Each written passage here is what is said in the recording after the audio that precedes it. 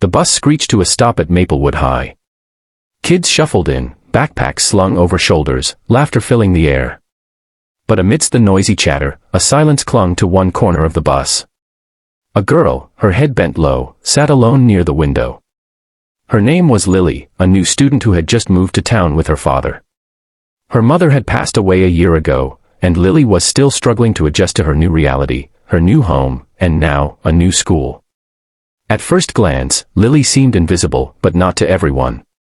Two boys, Kyle and Jason, noticed her right away. Known for their mischief and cruelty, they thrived on finding someone weaker to pick on. And Lily, quiet and withdrawn, looked like the perfect target. It started small. A snide remark about her thrift store clothes. A fake cough when she walked by. A shoulder shoved against hers in the hallway. Lily tried to ignore it, her father's words echoing in her mind, "Be brave, Lily. Sometimes silence is stronger than words." But silence only seemed to fuel the boys' cruelty. One afternoon, the bus ride home became unbearable. Jason snatched Lily's notebook from her lap, flipping through the pages filled with sketches she never showed anyone. "What's this?" "Oh, look, she thinks she's an artist," he sneered, tearing out a page and crumpling it into a ball. Kyle grabbed her backpack and dumped it onto the dirty bus floor. Pens, books, and papers scattered everywhere as the other kids laughed nervously, some too afraid to intervene. Lily's eyes brimmed with tears, but she pressed her lips together. She wanted to scream, to fight back, but the weight of grief and loneliness tied her down. Her only thought was, why me? Haven't I lost enough already? What Lily didn't know was that her father, Daniel, had been watching. Daniel was a single dad working 2 jobs to provide for her. His mornings began at dawn, and his nights ended long after she went to bed. But he always made time to pick her up from the bus stop, hoping to catch even a glimpse of how her day went. That day, as the bus pulled up, he saw his daughter stepping off with her eyes red, clutching torn pages of her notebook. His chest tightened. "Lily," he whispered, kneeling down, "who did this?" But Lily shook her head. "It doesn't matter, Dad. Just, let it go." She tried to sound strong, but Daniel knew better. He saw the pain she carried, not just from losing her mother, but from feeling invisible and powerless. And that night, as he sat in the kitchen staring at the dishes he hadn't yet washed, Daniel made a decision.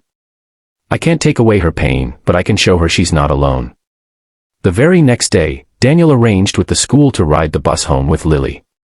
When the final bell rang, the students filed in, surprised to see a tall man sitting quietly beside the new girl.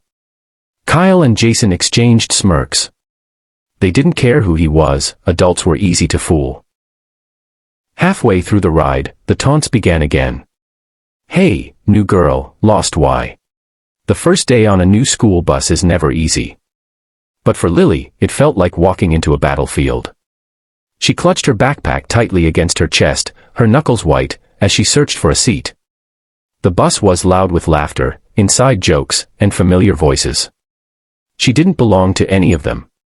She slid into a seat near the window, pressed her forehead against the glass, and silently prayed to be invisible. But invisibility doesn't last forever. Kyle and Jason, 2 boys who had a reputation for trouble, noticed her instantly. They thrived on weakness, and Lily's silence painted a target on her back. At first, it was whispers. "Charity case. She looks like she shops in the trash." Little jabs that cut deeper than knives. Days turned into weeks, and the cruelty escalated. Jason flicked spitballs at her. Kyle once tied her shoelaces together when she wasn't looking, making her stumble and drop her books in the aisle. The laughter of other kids was worse than the bullying itself. Because nobody stepped in. Everyone saw, but no one cared. At home, Lily tried to hide the pain. She smiled weakly when her dad, Daniel, asked about her day. It was fine, she would mumble, rushing to her room. But Daniel saw the truth in her eyes. He saw how she stayed quiet at dinner, how she drew late into the night as if sketching was her only escape. Daniel himself carried wounds of his own. A widower, he still woke up some mornings expecting to see his wife smile, only to be crushed by the emptiness beside him. He was juggling 2 jobs, construction in the day, delivery shifts at night, barely keeping food on the table. Yet his biggest worry wasn't money. It was his daughter. He feared she was breaking in silence, just as he once had when he lost the love of his life. One rainy Thursday afternoon, things took a dark turn. On the bus ride home, Jason yanked Lily's sketchbook right out of her hands. Inside were portraits of her mom. Drawn from memory, fragile lines holding her only connection to the woman she missed so dearly. Jason tore one out and laughed, waving it in the air. Kyle crumpled another and tossed it across the bus. "What is this?" "Dead people art," he mocked. The words hit harder than the action. Lily froze. Her chest heaved as her mother's face, now destroyed in crumpled paper, lay on the dirty floor. Tears rolled down her cheeks as the bus roared with laughter. For Lily, it wasn't just bullying anymore. It was cruelty against the only piece of her heart she still had. That day, when she stepped off the bus, Daniel was waiting like always. But this time, Lily didn't try to hide.